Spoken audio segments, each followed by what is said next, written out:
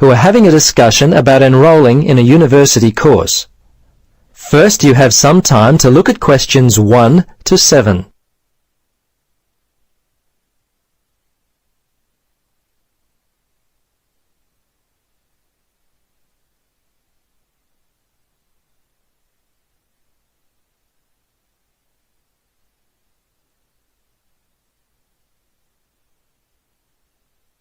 Now, listen carefully and answer questions 1 to 7.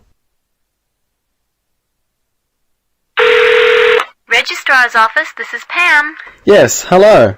I'm calling about enrolling to study at the university. This is the right number? Yes, this is Mitchford University admissions.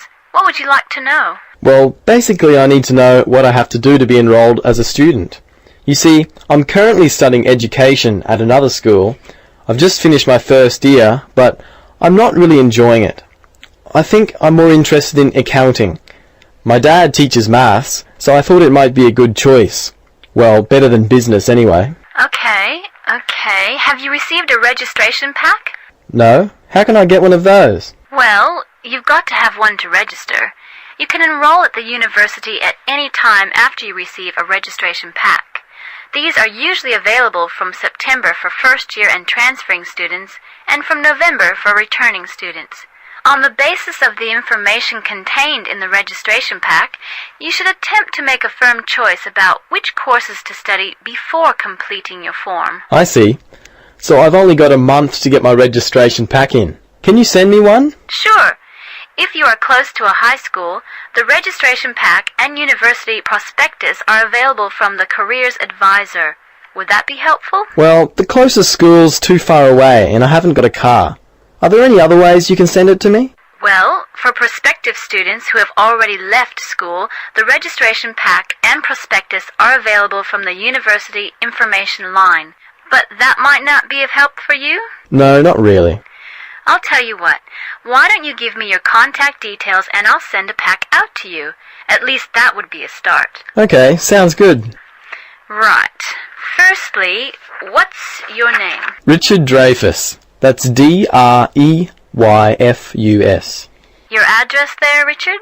Unit 12, 15 Sportsman Avenue. That's Sportsman, Mermaid Beach. 4554. And your telephone? Yes, I won't give you my home. Mobile's best. 0414. Hang on a minute, I don't call myself usually. I think it's 0414 658 339. Yes, that's it. Okay, now, do you have email? Yes, I do. It's Dreyfus, my last name, at igo. That's IGO.com. All lowercase letters, of course. Before you listen to the rest of the conversation, you have some time to look at questions 8 to 10.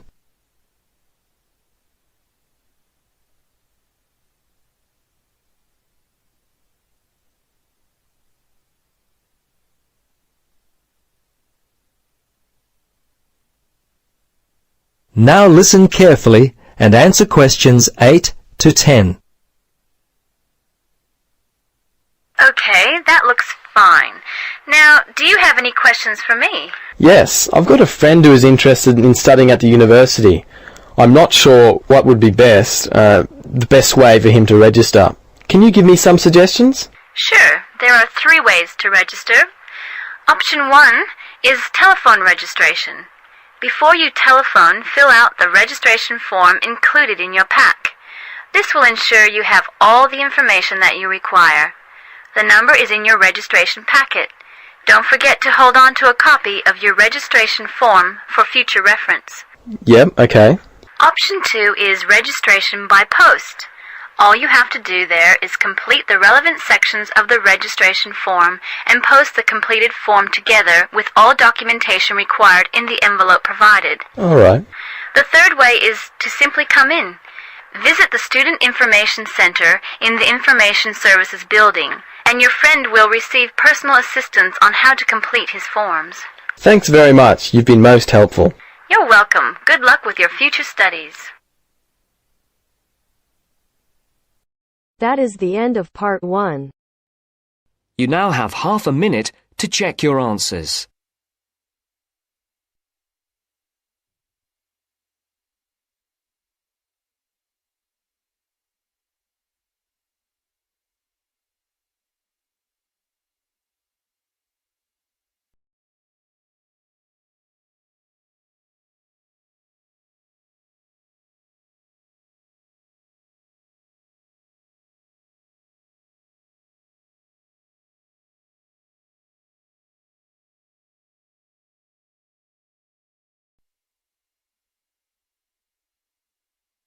Now turns to part 2.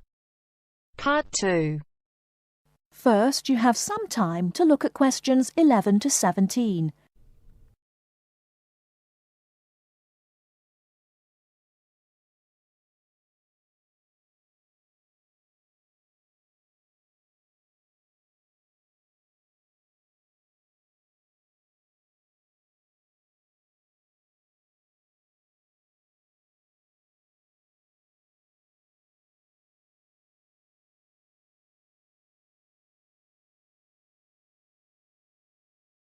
Now, listen carefully and answer questions 11 to 17. Hello, and thanks everyone for coming here today. I know it's always a bit stressful going for a job interview, but it's best to be prepared. For any of you who may not know me, my name is Fiona Ogilvie, and my job is to offer guidance and support for students with special needs. Now, you wouldn't be here today if you weren't interested in finding a job in the holidays. So let's get down to it and see what things you need to be looking out for. Most of you, I hope, will be applying for jobs with the companies that have been recommended by the university. The reason for this is that we here at the university already know these companies and have established good working relationships with them. I've also been to visit all of them and checked out the facilities they have to offer. You really need to make informed choices when you're looking for a job and make sure you know before you even get to the interview stage that your needs will be met. But I know that some of you are applying for jobs independently and have looked at companies outside the university recommended list. So for you, it's best to plan ahead and be aware of what it is you may need while you're working. Things that you need to check when you go for an interview are there enough toilet facilities and are these easily accessible? Also, you want to check that all the public areas inside the building are barrier-free, so you can get direct access to these public spaces whenever you need to. And ask about ramps into the building, so you know how many there are and where they are located. These kinds of things are so much more difficult to sort out when you've started work, as they take time. But ramps are an absolute must, so please make sure you know where they are. Another thing you must make sure of is that the lifts have the correct lowered control panels. Ask if all the lifts have this facility or if it's only certain ones. Now, something I think that is often overlooked is working hours. What you want to make sure of is that you get flexi time. This basically means that your working hours are flexible and you can clock on and clock off in times that suit you. Within reason, of course. Most companies do recognise that it takes much longer for someone in a wheelchair to get on and off buses and trains. Public transport can take that much longer, so you need to be organised and prepared. And for those of you lucky enough to own a car, check how many disability parking spaces are available. Remember that it's your right to have a disabled parking space. These also need to be near enough to a wheelchair accessible entrance or ramp. OK, are there any questions before we move on? Before you hear the rest of the talk, you have some time to look at questions 18 to 20.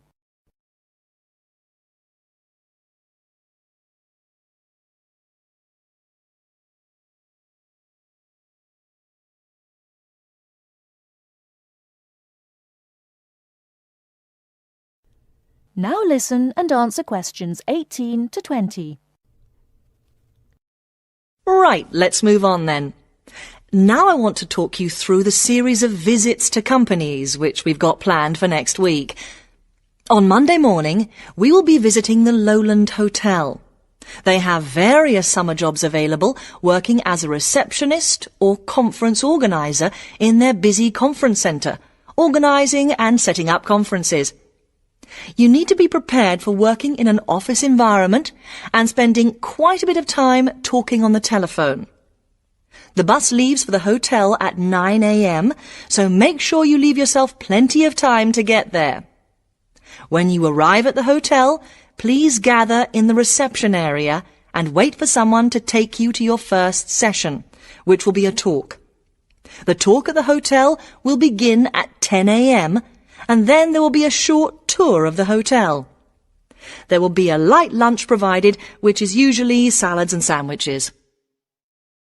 The next place we'll be visiting will be on Tuesday afternoon. We'll be going to visit a little local company that makes handmade paper and cards. For those of you studying art, this may be just what you're looking for. We'll be taken on a tour of the company which lasts 3 hours. The tour will start at 3:30 p.m, and after that you'll have a chance to meet some of the staff. Tea and coffee will also be provided. We have no trips planned for Wednesday, but on Thursday morning we'll be going to Tobago Travel Agency. This is a very popular choice amongst our students because you can get student discounts on holidays. We've booked a coach for this, and it'll leave from outside the refectory at 8 a.m. You'll need to bring a packed lunch for this, so please don't forget. There is a little canteen where you can buy hot and cold food, but this is closed on Thursdays. Friday, we'll be having representatives from all the companies visiting us, so you will have a chance to ask any questions, and of course, put your name down on the list if you're interested in working for them over the summer. This event will take place in the main hall next to the library, and it'll run from 10:30 until 4. I really hope you make the most of this excellent opportunity to not only earn yourself some extra money, but also to gain experience of what it's like to work. And if you'd like to find out more, then please ask some of the students who worked last year. They're all wearing green badges and will be happy to speak to you afterwards. That is the end of part 2. You now have half a minute to check your answers.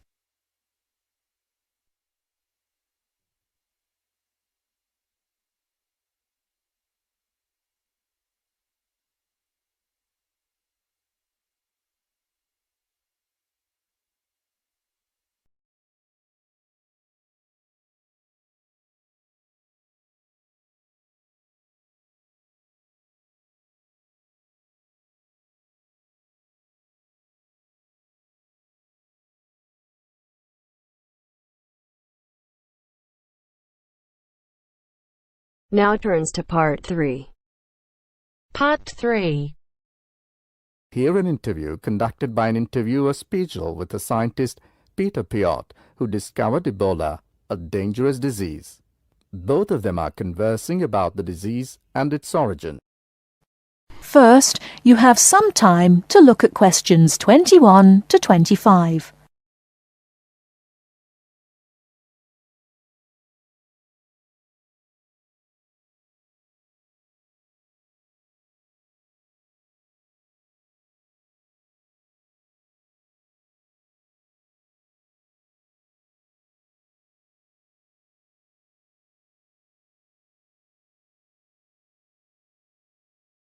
Now listen carefully and answer questions 21 to 25. Professor Piot, as a young scientist in Antwerp, you were part of the team that discovered the Ebola virus in 1976. Can you tell how did it happen? I still remember. Some day in September, a pilot from Sabina Airlines brought us a shiny blue thermos and a letter from a doctor in Kinshasa, in what was then Zara in the thermos. He wrote there was a blood sample from a Belgian nun who had recently fallen ill from a mysterious sickness in Yambuku, a remote village in the northern part of the country. He asked us to test the sample for yellow fever. These days, Ebola may only be researched in high-security laboratories. How did you protect yourself back then? We had no idea how dangerous the virus that we were dealing with was. And there were no high-security labs in Belgium back then. We just wore our white lab coats and protective gloves. When we opened the thermos, the ice inside had largely melted and one of the valves had broken. Blood and glass shards were floating in ice water. We fished the other, intact test tube out of the slop and began examining the blood for pathogens using the methods that were standard at the time. But the yellow fever virus apparently had nothing to do with the nun's illness. No, and the test for Lassa fever and typhoid fever were also negative. What then could be? Our hopes were dependent on being able to isolate the virus from the sample. To do so, we injected it into mice and other lab animals. At first, nothing happened for several days. We thought that perhaps the pathogen had been damaged from insufficient refrigeration in the thermos. But then, one animal after the next began to die. We began to realize that the sample contained something quite deadly. But you continued.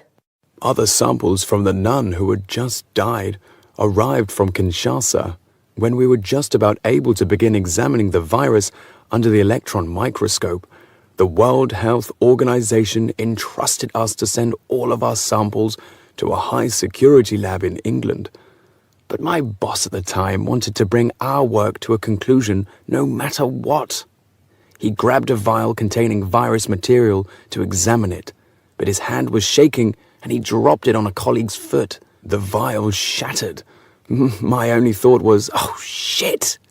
We immediately disinfected everything, and luckily our colleague was wearing thick leather shoes. Nothing happened to any of us. Before you hear the rest of the talk, you have some time to look at questions 26 to 30.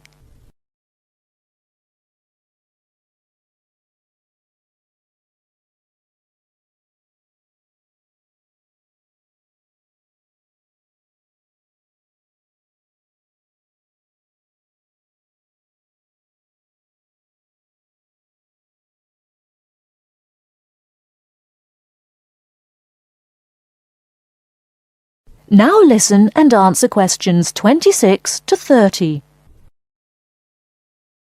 We were finally able to create an image of the virus using the electron microscope. Yes, and our first thought was, what the hell is that? The virus that we'd spent so much time searching for was a very big, long and worm-like.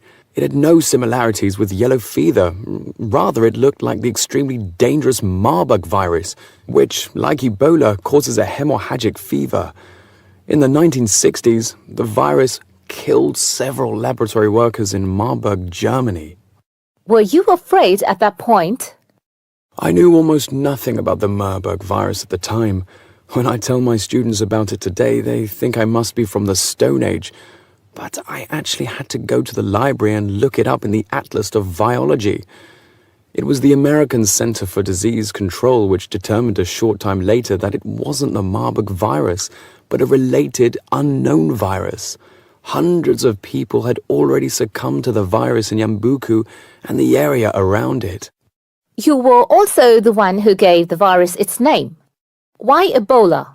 On that day, our team sat together till late into the night. We had a couple of drinks discussing the question. We definitely didn't want to name the new pathogen Yambuku virus, because that would have stigmatized the place forever. There was a map hanging on the wall, and our American team leader suggested looking at the nearest river and giving the virus its name. It was the Ebola River. So by around 3 or 4 in the morning, we had found a name. But the map was small and inaccurate. We only learned later that the nearest river was actually a different one. But Ebola is a nice name, isn't it?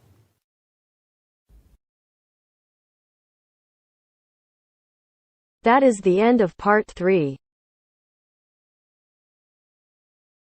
You now have half a minute to check your answers.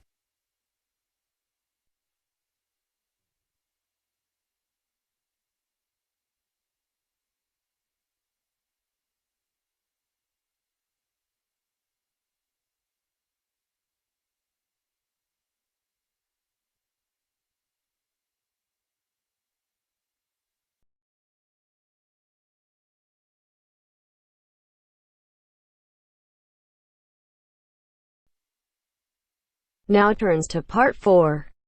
Part 4. Now listen to the second part of the lecture. As you listen, complete the notes below. First, you have some time to look at questions 31 to 40.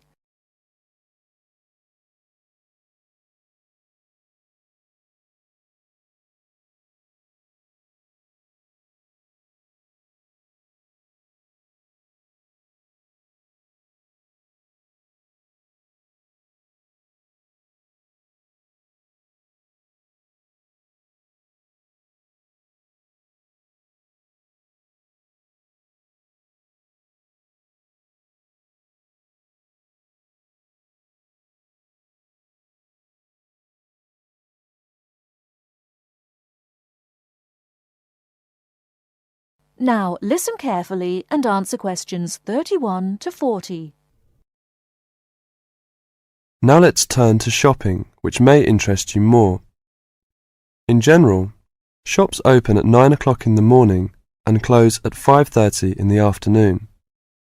In country towns and quieter suburbs, smaller shops close for an hour at lunchtime, and once a week there tends to be an early closing day when most shops shut during the afternoon.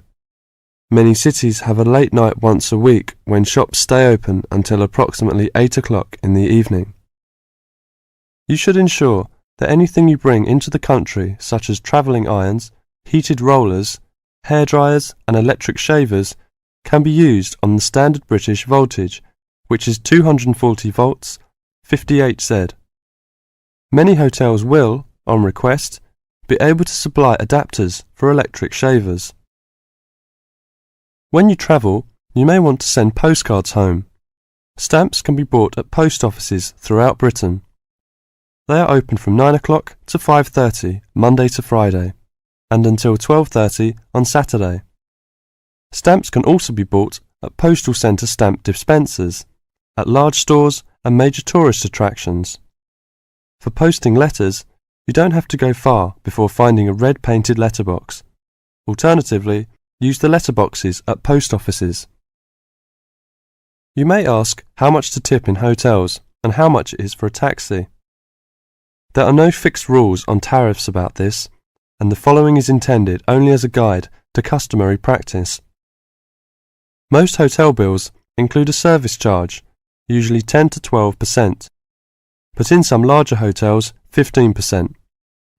Where a service charge is not included, it is customary to divide 10 to 15% of the bill among the staff who have given good service. In restaurants, if a service charge is not included in the bill, then 10 to 15% is usually left for the waiter. For porters, we usually give 30p to 50p per suitcase. For taxis, 10 to 15% of the fare. Hairdressers, £2 according to how much work they have done, plus 50p to the assistant who washed your hair. If you drive in Britain, you should remember to drive on the left and overtake on the right. The wearing of seatbelts is compulsory for the driver and front seat passengers. Now let's talk about full details of Britain's road regulations. A copy of the Highway Code can be obtained from offices of the Automobile Association, AA, or Royal Automobile Club, RAC, at most ports of entry. These two motoring organisations can also provide plenty of helpful information to all motorists. Contact AA. Telephone is 01 854 7373, 24-hour service. RAC telephone is 0304 204 256, 24-hour service. For something more serious, telephone operators will give you the telephone number and address of a local doctor's surgery. Alternatively, you can go to the casualty department of any general hospital or, in the case of severe emergency, dial 999. 999 is free. Remember, unless you belong to a European Community country or one with which the UK has reciprocal health arrangements, you will be charged for the full cost of medical treatment in Britain, except in the case of accidents or emergencies requiring outpatients treatment only. It would therefore be wise to take out full medical insurance before leaving home. That is the end of part 4.